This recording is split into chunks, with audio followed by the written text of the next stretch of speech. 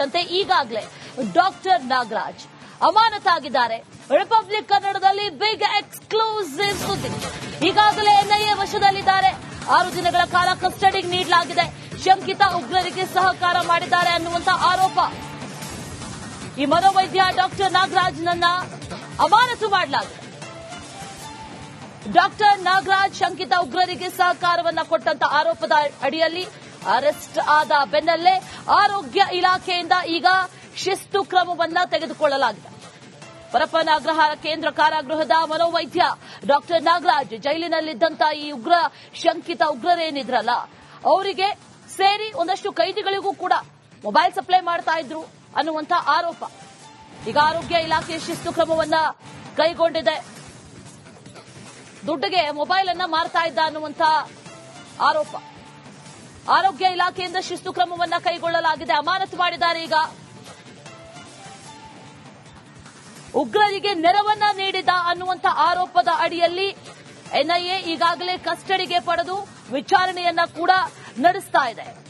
ಹಣದ ಆಸೆಗೆ ಬಿತ್ತು ಈ ಉಗ್ರರಿಗೆ ಜೊತೆಯಲ್ಲಿ ಕೈದಿಗಳಿಗೂ ಕೂಡ ಅಲ್ಲಿ ಮೊಬೈಲ್ ಸಪ್ಲೈ ಆಗ್ತಾ ಇತ್ತು. ಮೊಬೈಲ್ ಸಿಕ್ಕಿದ ಹೇಗೆ ಅನ್ನುವಂತ ವಿಚಾರಕ್ಕೆ ಸಂಬಂಧಪಟ್ಟಂತೆ ಬೆನ್ನು ಬಿದ್ದಂತ ಎನ್ಐಎಗೆ ಗೊತ್ತಾಗಿರುವಂತದ್ದು ಈ ಉಗ್ರರಿಗೆ ಮೊಬೈಲ್ ಅನ್ನ ಸಪ್ಲೈ ಮಾಡ್ತಾ ಇದ್ದಿದ್ದು ಅಲ್ಲೇ ಮನೋವೈದ್ಯನಾಗಿ ಕೆಲಸ ಮಾಡ್ತಾ ಇದ್ದಂತ ಡಾಕ್ಟರ್ ನಾಗರಾಜ್.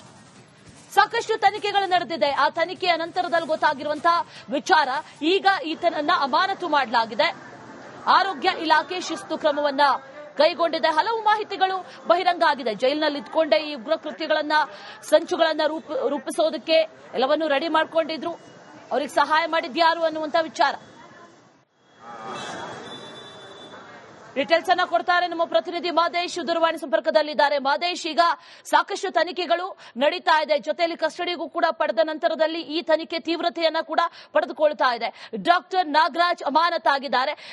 ಏನ್ ಡೀಟೇಲ್ಸ್ ಇದೆ ಸದ್ಯದ ಮಟ್ಟಿಗೆ? ತನಿಖೆ ಹಂತ ಯಾವ ರೀತಿಯಾಗಿದೆ? ಜೊತೆಯಲ್ಲಿ ಈಗ ಸಿಗ್ತಾ ಇರುವಂತಹ ಮಾಹಿತಿ ಏನು? ಅಶ್ವಿನಿ, ನಿನ್ನೆಯಷ್ಟೇ ಎನ್ಐಎ ಅಧಿಕಾರಿಗಳು 3 ಜನ ಶಂಕಿತ ಉಗ್ರರನ್ನ ಈಗಾಗಲೇ ಕಸ್ಟಡಿಗೆ ಪಡೆದು ತೀವ್ರ ವಿಚಾರಣೆ ಮಾಡುವಂತ ಕೆಲಸವನ್ನು ಮಾಡುತ್ತಿದ್ದಾರೆ. ಬೆಳಗ್ಗೆಯಿಂದಲೂ ಕೂಡ ಹಲವು ಆಯಾಮಗಳಲ್ಲಿ ಒಂದಷ್ಟು ಹಣ ಟ್ರಾನ್ಸಾಕ್ಷನ್ ವಿಚಾರವಾಗಿ ಆಗಿರ್ಬೋದು, ಅವರು ಬೇರೆ ಬೇರೆ ವ್ಯಕ್ತಿಗಳನ್ನ ಮೀಟ್ ಮಾಡುವಂತ ವಿಚಾರ ಆಗಿರ್ಬೋದು, ಜೊತೆಗೆ ಮನೆಯಲ್ಲಿ ಸಿಕ್ಕಿರುವಂತ ಒಂದಷ್ಟು ವಸ್ತುಗಳ ವಿಚಾರವಾಗಿ ಅವರನ್ನ ತೀವ್ರ ವಿಚಾರಣೆ ಮಾಡುವಂತ ಕೆಲಸವನ್ನ ಮಾಡ್ತಿದ್ದಾರೆ. ಇದರಲ್ಲಿ ಮುಖ್ಯವಾಗಿ ಮನೋವೈದ್ಯ ಏನಿರ್ತಾನೆ ಈತನ ವಿಚಾರ ಮತ್ತೆ ಈತನ ಇನ್ವಾಲ್ವ್ಮೆಂಟ್ ಹೇಗಾಯ್ತು, ಜೊತೆಗೆ ಟಿ ನಾಸೀರ್ ಜೊತೆ ಈತನ ಕಾಂಟ್ಯಾಕ್ಟ್ ಹೇಗಾಯ್ತು ಅನ್ನೋದ್ರ ಬಗ್ಗೆ ಈಗಾಗಲೇ ತನಿಖೆ ಮಾಡುವಂತ ಕೆಲಸವನ್ನ ಮಾಡಿದ್ರು. ಈತ ಆಗಾಗ ಜೈಲಿನಲ್ಲಿರುವಂತಹ ಬ್ಯಾರೆಕ್ ನಲ್ಲಿ ಇರುವಂತಹ ಒಂದಷ್ಟು ಅಕ್ಯೂಸ್ಡ್ಗಳಿಗೆ ಕನ್ಸಲ್ಟ್ ಮಾಡುವಂತ ಕೆಲಸವನ್ನ ಮಾಡ್ತಿದ್ದ.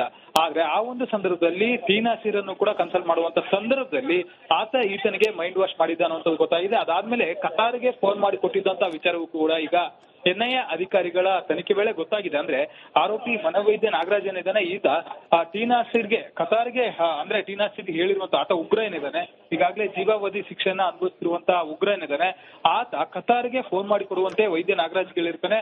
ಆತನ ಸೂಚನೆಯಂತೆ ಕತಾರ್ಗೆ ಕರೆ ಮಾಡಿದಂತಹ ನಾಗರಾಜ್ ಒಂದಷ್ಟು ವಿಚಾರಗಳನ್ನ ಮಾತನಾಡೋದಕ್ಕೆ ಅನುವು ಮಾಡಿಕೊಟ್ಟಿರ್ತಾನೆ. ಅದಾದ್ಮೇಲೆ ಇಬ್ಬರ ಮಧ್ಯೆಯೂ ಕೂಡ ಒಂದಷ್ಟು ಕಾಂಟ್ಯಾಕ್ಟ್ ಬೆಳೆದಿರುತ್ತೆ. ಕಾಂಟ್ಯಾಕ್ಟ್ ಬೆಳೆದಂತ ಸಂದರ್ಭದಲ್ಲಿ ಉಗ್ರ ಚಟುವಟಿಕೆಗಳಿಗೆ ಸಂಬಂಧಪಟ್ಟಂತೆ ಒಂದಷ್ಟು ವಿಚಾರಗಳಲ್ಲೂ ಕೂಡ ನಾಗರಾಜ್ ಕಮ್ಯುನಿಕೇಶನ್ ಮಾಡೋಕೆ ಆತನಿಗೆ ಸಹಾಯ ಆಗಿದ್ದ ಟಿ ನಾಸೀರ್ಗೆ ಅನ್ನುವಂಥದ್ದು ಸದ್ಯಕ್ಕೆ ಗೊತ್ತಾಗಿದೆ. ಈಗಾಗಲೇ ಆರೋಪಿತರನ್ನ 3 ಜನರನ್ನು ಕೂಡ ಬಂಧಿಸಿರುವಂತಹ ಎನ್ಐಎ ಅಧಿಕಾರಿಗಳು ಕಸ್ಟಡಿಯಲ್ಲಿ ತೀವ್ರ ವಿಚಾರಣೆ ಮಾಡುವಂತ ಕೆಲಸವನ್ನ ಮಾಡ್ತಿದ್ದಾರೆ. ಮತ್ತೊಂದ್ ಕಡೆ ನಾಗರಾಜ್ ವಿರುದ್ಧ ಕ್ರಮ ಕೈಗೊಳ್ಳೋದಕ್ಕೆ, ಶಿಸ್ತು ಕ್ರಮ ಕೈಗೊಳ್ಳೋದಕ್ಕೆ ಈಗಾಗಲೇ ಆರೋಗ್ಯ ಇಲಾಖೆ ಕೂಡ ಮುಂದಾಗಿದೆ. ಯಾಕಂದ್ರೆ ಇದು ದೇಶ ವಿರೋಧಿ ಚಟುವಟಿಕೆಗಳಲ್ಲಿ ಭಾಗಿಯಾಗಿರೋದ್ರಿಂದ ನೇರವಾಗಿ ಆತನ ವಿರುದ್ಧ ಶಿಸ್ತು ಕ್ರಮ ಕೈಗೊಳ್ಳೋದಕ್ಕೆ ಆರೋಗ್ಯ ಇಲಾಖೆ ಕೂಡ ಮುಂದಾಗಿದೆ. ಅಶ್ವಿನಿ.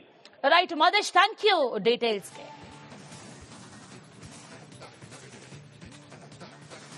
ಈಗಾಗಲೇ ಡಾಕ್ಟರ್ ನಾಗರಾಜ್ ಅಮಾನತಾಗಿದ್ದಾರೆ. ರಿಪಬ್ಲಿಕ್ ಕನ್ನಡದಲ್ಲಿ ಬಿಗ್ ಎಕ್ಸ್ಕ್ಲೂಸಿವ್ ಸುದ್ದಿ. ಈಗಾಗಲೇ ಎನ್ಐಎ ವಶದಲ್ಲಿದ್ದಾರೆ. 6 ದಿನಗಳ ಕಾಲ ಕಸ್ಟಡಿಗೆ ನೀಡಲಾಗಿದೆ. ಶಂಕಿತ ಉಗ್ರರಿಗೆ ಸಹಕಾರ ಮಾಡಿದ್ದಾರೆ ಅನ್ನುವಂತ ಆರೋಪ. ಈ ಮನೋವೈದ್ಯ ಡಾಕ್ಟರ್ ನಾಗರಾಜ್ನನ್ನ ಅಮಾನತು ಮಾಡಲಾಗಿದೆ. ಡಾಕ್ಟರ್ ನಾಗರಾಜ್ ಶಂಕಿತ ಉಗ್ರರಿಗೆ ಸಹಕಾರವನ್ನ ಕೊಟ್ಟಂತ ಆರೋಪದ ಅಡಿಯಲ್ಲಿ ಅರೆಸ್ಟ್ ಆದ ಬೆನ್ನಲ್ಲೇ ಆರೋಗ್ಯ ಇಲಾಖೆಯಿಂದ ಈಗ ಶಿಸ್ತು ಕ್ರಮವನ್ನ ತೆಗೆದುಕೊಳ್ಳಲಾಗಿದೆ. ಪರಪ್ಪನ ಅಗ್ರಹಾರ ಕೇಂದ್ರ ಕಾರಾಗೃಹದ ಮನೋವೈದ್ಯ ಡಾಕ್ಟರ್ ನಾಗರಾಜ್ ಜೈಲಿನಲ್ಲಿದ್ದಂತ ಈ ಶಂಕಿತ ಉಗ್ರರೇನಿದ್ರಲ್ಲ ಅವರಿಗೆ ಸೇರಿ ಒಂದಷ್ಟು ಕೈದಿಗಳಿಗೂ ಕೂಡ ಮೊಬೈಲ್ ಸಪ್ಲೈ ಮಾಡ್ತಾ ಇದ್ರು ಅನ್ನುವಂತ ಆರೋಪ. ಈಗ ಆರೋಗ್ಯ ಇಲಾಖೆ ಶಿಸ್ತು ಕ್ರಮವನ್ನ ಕೈಗೊಂಡಿದೆ. ದುಡ್ಡಿಗೆ ಮೊಬೈಲ್ ಅನ್ನ ಮಾರ್ತಾ ಇದ್ದ ಅನ್ನುವಂತ ಆರೋಪ. ಆರೋಗ್ಯ ಇಲಾಖೆಯಿಂದ ಶಿಸ್ತು ಕ್ರಮವನ್ನ ಕೈಗೊಳ್ಳಲಾಗಿದೆ, ಅಮಾನತು ಮಾಡಿದ್ದಾರೆ. ಈಗ ಉಗ್ರರಿಗೆ ನೆರವನ್ನ ನೀಡಿದ ಅನ್ನುವಂತ ಆರೋಪದ ಅಡಿಯಲ್ಲಿ ಎನ್ಐಎ ಈಗಾಗಲೇ ಕಸ್ಟಡಿಗೆ ಪಡೆದು ವಿಚಾರಣೆಯನ್ನ ಕೂಡ ನಡೆಸ್ತಾ ಇದೆ. ಹಣದ ಆಸೆಗೆ ಬಿತ್ತು ಈ ಉಗ್ರರಿಗೆ ಜೊತೆಯಲ್ಲಿ ಕೈದಿಗಳಿಗೂ ಕೂಡ ಅಲ್ಲಿ ಮೊಬೈಲ್ ಸಪ್ಲೈ ಆಗ್ತಾ ಇತ್ತು. ಮೊಬೈಲ್ ಸಿಕ್ಕಿದ ಹೇಗೆ ಅನ್ನುವಂತ ವಿಚಾರಕ್ಕೆ ಸಂಬಂಧಪಟ್ಟಂತೆ ಬೆನ್ನು ಬಿದ್ದಂತ ಎನ್ಐಎಗೆ ಗೊತ್ತಾಗಿರುವಂತದ್ದು, ಈ ಉಗ್ರರಿಗೆ ಮೊಬೈಲ್ ಅನ್ನ ಸಪ್ಲೈ ಮಾಡ್ತಾ ಇದ್ದಿದ್ದು ಅಲ್ಲೇ ಮನೋವೈದ್ಯನಾಗಿ ಕೆಲಸ ಮಾಡ್ತಾ ಇದ್ದಂತ ಡಾಕ್ಟರ್ ನಾಗರಾಜ್. ಸಾಕಷ್ಟು ತನಿಖೆಗಳು ನಡೆದಿದೆ. ಆ ತನಿಖೆಯ ನಂತರದಲ್ಲಿ ಗೊತ್ತಾಗಿರುವಂತಹ ವಿಚಾರ, ಈಗ ಈತನನ್ನ ಅಮಾನತು ಮಾಡಲಾಗಿದೆ. ಆರೋಗ್ಯ ಇಲಾಖೆ ಶಿಸ್ತು ಕ್ರಮವನ್ನ ಕೈಗೊಂಡಿದೆ. ಹಲವು ಮಾಹಿತಿಗಳು ಬಹಿರಂಗ ಆಗಿದೆ. ಜೈಲಿನಲ್ಲಿ ಇದ್ಕೊಂಡೇ ಈ ಉಗ್ರ ಕೃತ್ಯಗಳನ್ನ, ಸಂಚುಗಳನ್ನ ರೂಪಿಸೋದಕ್ಕೆ ಎಲ್ಲವನ್ನೂ ರೆಡಿ ಮಾಡ್ಕೊಂಡಿದ್ರು. ಅವ್ರಿಗೆ ಸಹಾಯ ಮಾಡಿದ್ಯಾರು ಅನ್ನುವಂತ ವಿಚಾರ.